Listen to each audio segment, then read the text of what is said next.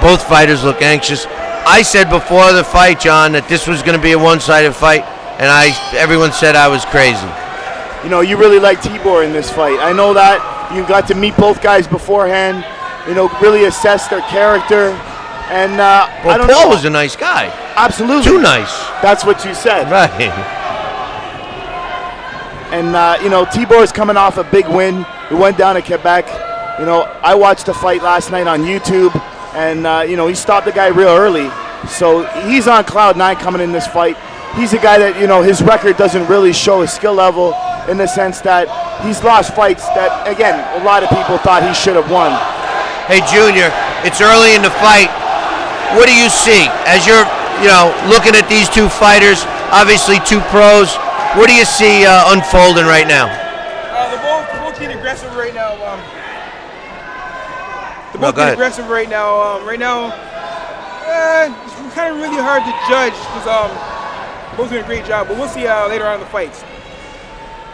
Both fighters are letting their hands go, and you know, this unlike the last fight, John, that the two fighters seem to clearly have a feel-out round or two. This fight's starting off pretty fast-paced. Well, that's what Tebor wants. Tebor wants to go in, and he wants to hammer away at Watson right from the opening bell. That's an elbow. Did you see him slip that elbow in there? You know, one thing I haven't seen, John, all night, with the exception of one accidental in the last fight, I haven't seen one headbutt.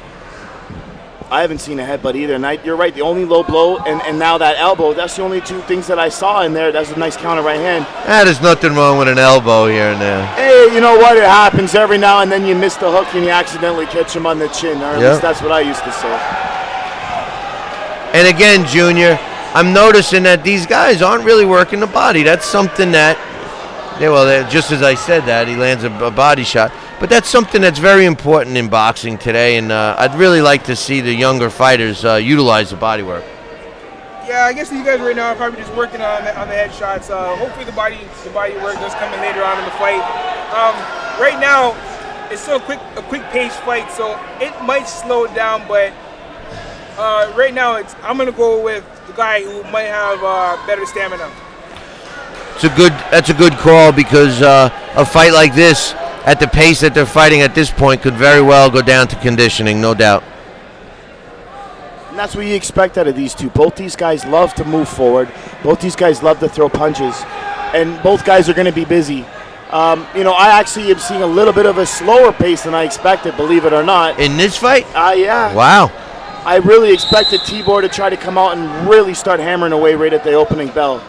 I know Paul's idea, you know, he wanted to counter a bit and move a bit more, but, you know, you're going to see Paul Watson move forward because that's what he's the best at doing. It's the end of the first round. It was a close round, John. Who did you like? I like Tebor. I thought Tebor was more of an aggressor, but we're talking close rounds here. These aren't no-brainer rounds, but I got 10-9 Tebor in that one. What do you think of Junior? Me, right now, I'm up in the air. It's a great fight. I think at the end of the day, who wins the fight are the fans. You know what? I really respect, you know, Junior's take on what he just said right there, because he's right. At the end of the night, the ones that walk out of here with no losses whatsoever are these fans. They get treated to great fights. You know, I've been watching, you know, I've been down in the floor once. I know Billy's been stuck up here the whole time. They give me a chance to dip out of here for a second. Everybody down there has got a smile on their face, and that's huge. Because you're all drunk in Canada. That's also true. I'm only kidding. Kind of. They drink beer. They drink beer in their cereal, for God's sakes. Make good hot dogs here, though. I'll tell you that. You know what? Those weren't that bad. You got to try some of the ones you can get downtown, and you know, I know you like ones in Montreal a lot. Well, they find that they're like French toast with a hot dog in the middle. I know that's fantastic. You know, it's rare you can get that out here, but it's nowhere near like you're gonna get in Quebec. No, when you come to New York, I'll bring you to a chili dog place, man. Good hot dogs. But anyway, it's a good fight. Speaking of good, this is another good fight. Oh, they're both trading low blows there. Like this is gonna be a tit for tat. And that's what I expected. Nice counter left hook. You know, tit for tat type of fight. You know, both guys are gonna want to match each other's output. There was a unintentional headbutt.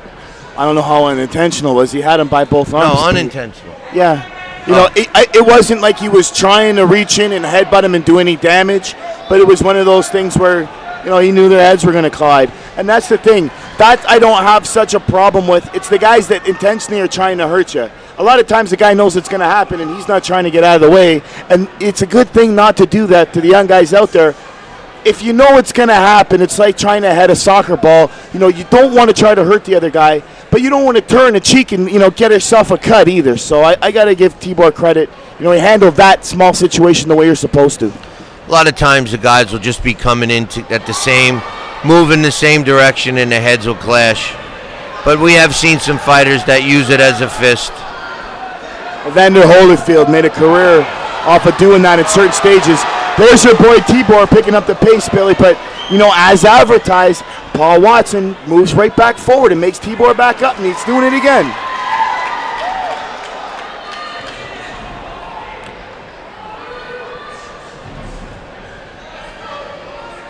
Definitely two tough fighters, that's for sure. I really like the fact that, you know, you're seeing a lot of everything. Both guys are using their jab. You know, again, we're not looking at seasoned fighters that have 20 fights, you know. We're looking at around the 5-fight category. So these guys really are still fresh out of the gates. And, you know, they're mixing their punches up. You know, Tebor threw a nice little uppercut there. It didn't like flush, but it landed. Nice little right hand there by Paul. I agree with you. Both fighters are trying to establish their jab, which is a smart move. And they're capitalizing on their opponent's mistake. Paul's mouth's wide open right now. You know, I got to agree with what Junior said before all over again. You know, that was a good call in saying that it might come down to stamina. But you know what? Both of these guys got a lot of heart. And both of their mouths are open, John. Yeah, look at Tebor in the corner right now, taking his deep breaths. And Billy, your mouth's open too with your ring card going back in the ring. I think that they're both, with the pace that they're doing, they're both tired. So who won that round, Junior? I have to say, I give this split a draw. You know, both guys are still showing a lot of stamina. Paul's getting a little bit tired. He's a lot of heart, but we'll see in the bite after this round. What about you, Billy? Who you got in that round? I'm not really scoring it. I think it's a close fight. It could have went either way. If I had to go for somebody, I'd have to. I don't know. You know what? I got it one round apiece at this point. I would lean towards Tebor, but you know, Paul came on strong in that last round. Absolutely true. It's a tough one to score. It's definitely a tough one to score. You know, it hasn't really turned into the slobber knocker that I was expecting just yet. Like I said, I actually expected more punch output from these guys earlier, and it's starting to show that, you know, all the power punches they've thrown is showing up with both of them huffing and puffing. Well, just the amount of punches that they've both thrown, and they've, you know, to be honest, they've both landed quite a bit of punches as well. So I don't know if that's accuracy or lack of defense on both their points. I think it's a little bit of both, Billy. Yeah. And that's why I have it one round apiece. Absolutely. And it's hard to see who's really going to establish themselves as this fight goes on, you know. Tebor's starting to back up a little bit, which I was not expecting. But at the same time, like you said, they're both landing about the same number. They're throwing a lot of punches, though. The punch output this round, again, it's picking back up in spurts like we're seeing right now. And there's a little bit of body work by Tebor, which is a great idea. You know, I was just going to say, if somebody starts working the body, or at least in a 6-round fight, you would think that the first 3 rounds, if you're going to work a body, is when you do it. You know, and maybe soften your opponent up so you could land a good headshot later on in the fight. Even though it's a 6-round fight, and most of the fights tonight were 4, it's still only 6 rounds, John. You know, I mean, a lot of fighters, when you get to the next level, you know, you're not even fully in motion until the 6th round. It's very true. A lot of guys are slow starters. this particular case here, neither one of these guys has been overly a slow starter, but neither one of these guys has gone to the body and put the money in the bank. And that's what counts, especially when you want to start racking up those knockouts. Every young fighter wants a knockout. You know, there are guys out there that have power that don't get knockouts because they don't put their money in the bank and give it a chance to grow and earn something for them. Speaking about young fighters, Junior, from you sitting up here in the booth, are you learning anything by watching these fights? Do you see stuff? Are you putting yourself in their position and maybe seeing some things that you will or will not do when you make your pro debut in a few months? Hopefully, I'd probably be doing with what Paul's doing. Paul's actually moving around a lot. With Tebor, is actually just he's more planted on his feet, which he's throwing harder shots, but he's not really landing against Paul too much because Paul's on the movement. You know, the one thing I do notice, John, about Paul is that he's got an awkward his feet are weird. Like, his stance is strange. His legs seem too far apart, and that one foot is kind of, it's like almost back reverse foot. pigeon-toed. The back foot. I've been watching that too. It's really weird. It's almost like he's trying to snowboard, or I don't know what he's trying to do in there. I don't know what he comes from, but that was different.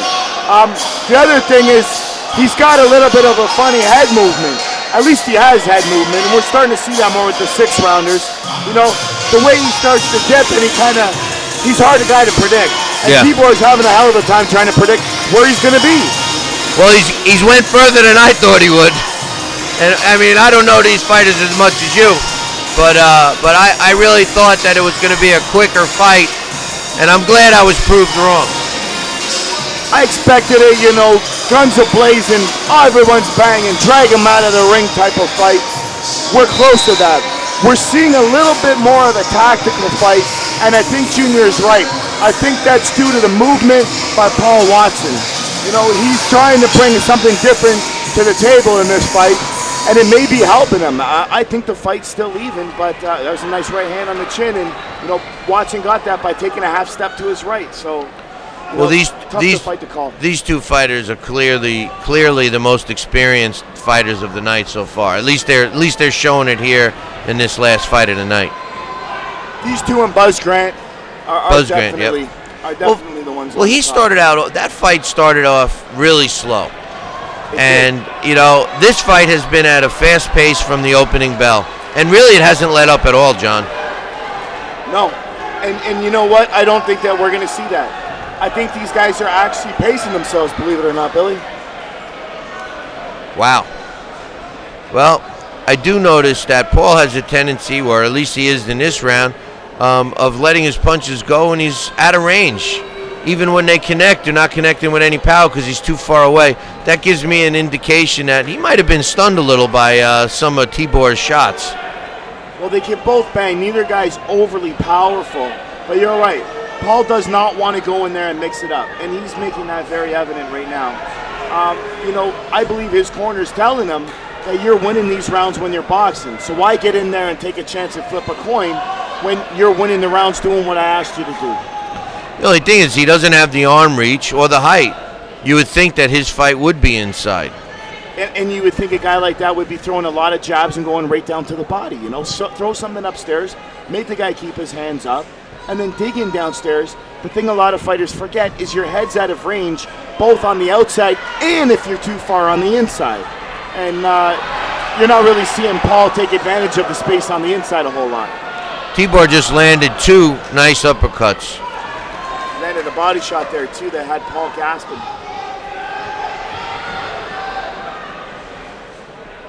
You know, if Paul did work the body a little more earlier in the fight, Tebor's guard could be down, although he does seem to be dropping his hands a little bit right now, as I mentioned that. Oh yeah, they're both at the same spot. If you notice, their hands are slightly, you know, right around their chest, just slightly lower than their chins and where they should really be. And it's tit for tat, man. It's going right back to the way it started. We're watching right now. Whoa, that was a bit of a step on the foot maneuver. See, that's one of the benefits of being way up here in the nosebleeds, or above the nosebleeds, is it was clear that, you know, Paul had stepped on his foot. And, you know, that was a case of balance. But that was a beautiful That was a nice left. It was a left cross. That was a beautiful punch, landed flush on his chin. Man, that seemed like a short round. You sure he doesn't have that sit for 2 minutes? No, that was definitely a 3. Tebor caught an accidental headbutt from Paul there too. Oh, and one after the bell for good measure. And he's bleeding from the nose. Paul's bleeding from the nose. Paul's had a little trickle coming out of his nose for a while. That's hard to see up here. The claret's flowing. Yeah, and you know what? I could see there was a little trickle, but it being way up where we are, I'm sure the camera view's way nicer than what we're looking at. I didn't want to be wrong, so I didn't say anything. So kudos to you, Billy. Well, you noticed the cut in the last fight, John. Wow, thank you, Billy. Mrs. Cleaver, what's for dinner? No.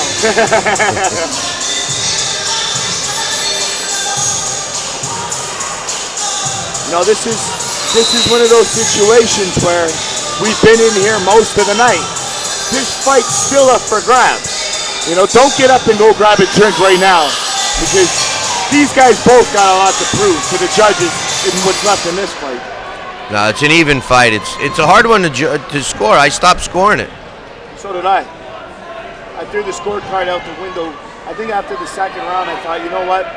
This fight is so close, and it's really so exciting. I'm not going to waste my time trying to count punches and, you know, get an idea of what. I'm just going to sit back and enjoy this fight, because let the people that are getting paid to do it. Well, they're going to do it anyway. Right. So.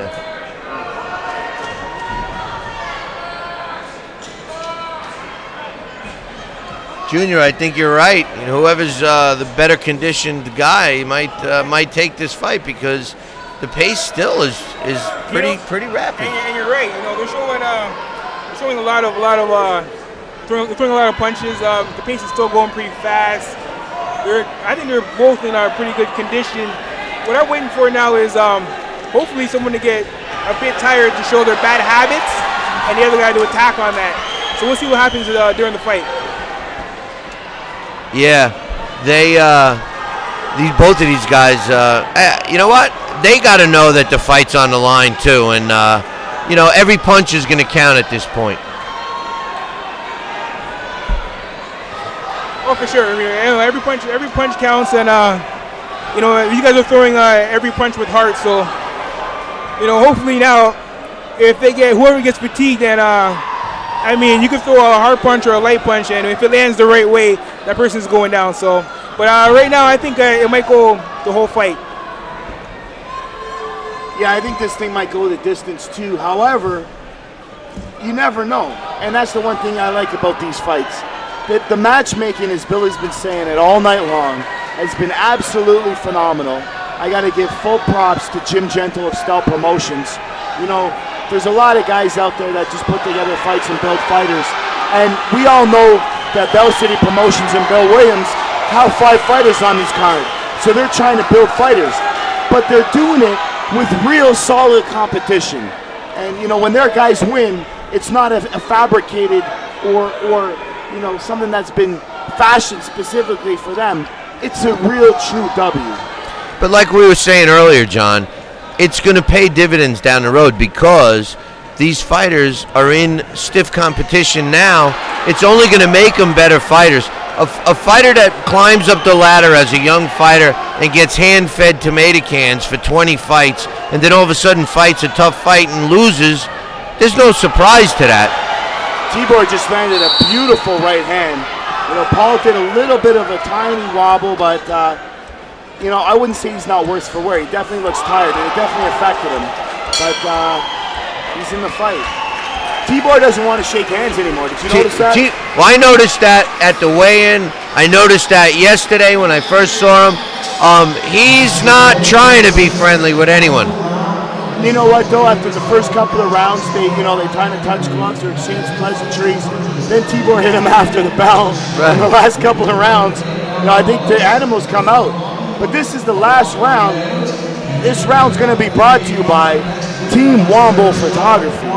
You can get a hold of Team Womble at xpugilist@rogers.com. That's EXPUGILIST@rogers.com. Team Womble's been a huge sponsor in allowing us to put this together. And I'll be honest with you, Darrell Womble, who's shooting pictures right at ringside, is one of the best fight photographers on the planet. Definitely the best fight photographer in Canada. He shoots for Fight News Canada. He shoots for FightNews.com. He shoots for WBAN.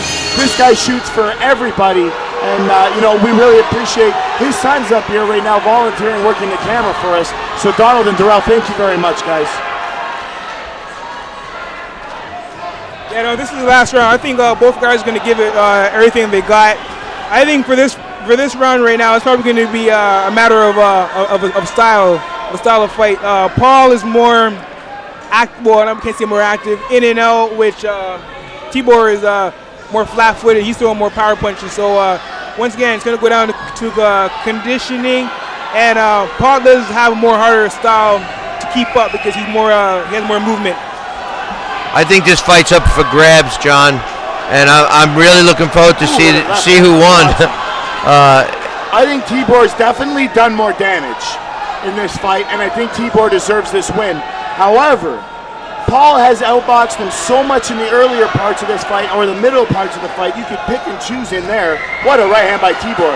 But I think the evidence is clear right now that the more damaged of the two fighters is definitely Paul Watson. And you know what? You make an interesting point, because a lot of times I know they're trained not to do that, but you can't help it. When you see blood and when you see some swelling under the eyes and stuff, you got to think that that particular fighter is taking the worst of the two. And one thing now, it's evident right now. One thing I did notice before this start, both fighters were at the center of the ring to touch gloves because it's the 6th and final round. And they both acknowledged each other. And as mean as Tebow has been, he's got to respect Paul Watson for this fight, no doubt. Well, you know what? Absolutely. And Tebow, I don't want to make him sound like a mean guy. He is mean in the ring. He's showing it right now. What a nice right hand. Another right hand. And this is what I expected right here. And the thing is that he is a true gentleman. Outside the ring, he's a soft-spoken guy. You know, he's a God-fearing man. He's self-admitted to that. And you know what? He lives his life by that standard that he set for himself. In the ring, though, he's a fighter. And you know what? The guys that win the fights are the guys that show up to fight. Tebor has definitely shown up to fight. You know what, though? I got to tip my hat to Paul Watson because he's definitely shown up to fight for this one, too. You know, I mentioned a fighter to you the other night at dinner, and Tebow, it reminds me of Keith Sonley, who is another Canadian fighter. He's from Nova Scotia. Oh, no, Newfoundland. I'm sorry, Newfoundland. And same kind of a fighter, relentless. Well, Tebor he looks like he could do another 2 rounds. And Paul's got a cut on his eye at this point, and he's got blood coming out of his nose. And look at these guys. Look how they're going to finish this fight. This is exactly what I expected. You know, I thought they would try that a little bit earlier, but I got to give Paul credit. In the earlier rounds, he fought the style of fight that was going to get him the points he needed to win. I think Tebor won the fight, but you know what? I tip my hat to both fighters. Paul Watson put on one heck of a show, and I got a feeling that Tebor is going to be the first Ontario Boxing Council welterweight champion. I'll agree with John there. I think Tebor probably squeaked by with a split. I'd call it a split. He's also sustained a cut over his eye too, Paul Watson did. I don't know if you saw that, but I agree with you. I think that that Tebor won that fight. Yeah, squeaked out the fight. Yeah, he shouldn't win it by more than 2 points. In all fairness, it's only a 6-rounder. So, but we'll see. We'll see. We'll get the official announcement momentarily. Well, we'll see how long it takes to do the math. Well, I tell you what, John, this was the final fight of the night. It was a great card. Were you honestly impressed, Billy? I mean, yeah. We're in a small town in the middle of nowhere, and you know what? I am impressed at what I saw, and I've been in the fights before out here in Brantford. You know, really, what did you think of the crowd? I honestly thought that the whole card was put together well. I got to be honest, I had my doubts looking at the fighters, looking at the records. But for what this show was, a showcase of young fighters that were evenly matched, I think it speaks for itself. I think that all the fights were competitive. And like you said, there's not one person in this arena that doesn't look satisfied with whatever they spent for a ticket. Absolutely. You know what? Like 95% of these guys are smiling right now. The rest of them are doing a little bit of a wobble because they've had so much fun, and I think, you know, we've hit the climax and it's over. But I'll be completely honest with you. I'm impressed. I'm like you, Billy. I'll call a spade a spade. And I told you that coming in here, you know, and we've done that. We've even, you know, messed around with a few guys. Petty Allen's right out of that gate. And you know what? We're going to do that. That's what we do. It's Billy C. It's talking boxing with Billy C. It's the real deal. With Billy bringing me on here, you know, you're going to get two guys that are going to do the same thing. We have no affiliation with any of these guys, so we don't got to sugarcoat anything. But at the same token, when these guys give us this type of product to work with, I truly do appreciate, you know, what I saw in front of me tonight. No doubt. I was impressed with all the fights. And we're going to go up to the ring right now, or down to the ring, and see what the official announcement is for this final fight. Smokin' Steve, the ring announcer. Ladies and gentlemen, just one more reminder, just want to let everyone know that presenting the belts from the Summer Hayes Dynasty, John A. Summer Hayes, and 1984 Olympian Mr. Sean O'Sullivan.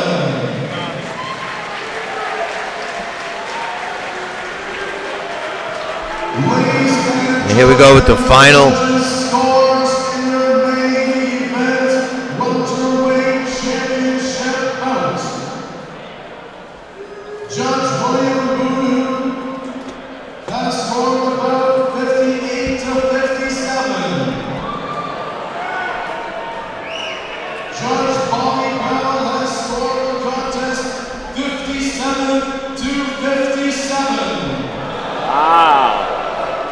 It's not shocking me, John.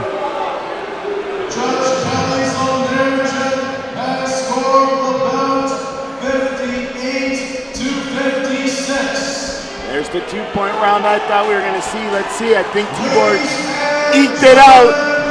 Majority decision, which isn't far from a split.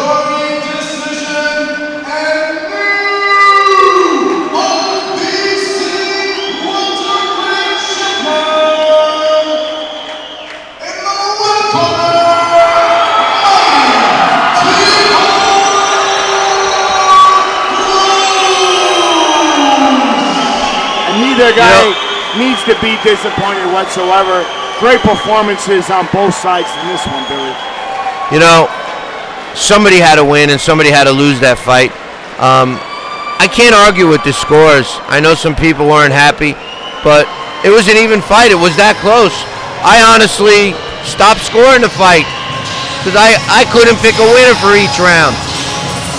But John, that concludes our show for today. I think that I was really impressed with the card overall. I was glad that I was part of it, and I can't say enough about the matchmaking. I can't say enough about all these young fighters that fought. They obviously gave it their all, and everyone here that was in attendance, and everyone that's going to watch this on demand on www.talkingboxing.com. is going to be in for a great treat. What's your final thoughts, John? You know what? It was a historic day for boxing in Ontario, Billy. I'm very happy that you were part of this. I thought it was a great event. The Ontario Boxing Council, you know, really did arrange 2 good title fights. The matchmaking on the entire card was phenomenal. I really got to tip my hat to Bill Williams of Bell City Promotions. He put on a phenomenal show. You know, Skell Promotions had done a phenomenal job with the matchmaking. I'd like to take a second as well to thank Schmidt Law Offices and BoxingBySid.com. You know, 2 of our huge sponsors that help get all of our equipment and stuff here, Billy. Team Wombo Photography, who helped bring you guys the fights. Buxton Promotions, who also helped out. You know, they got us some of the equipment and stuff here for us. Buxton Promotions has been involved with us from right in the beginning. I also would like to thank Royalty Promotions and Productions and 4U2 Excel Youth Development Centers.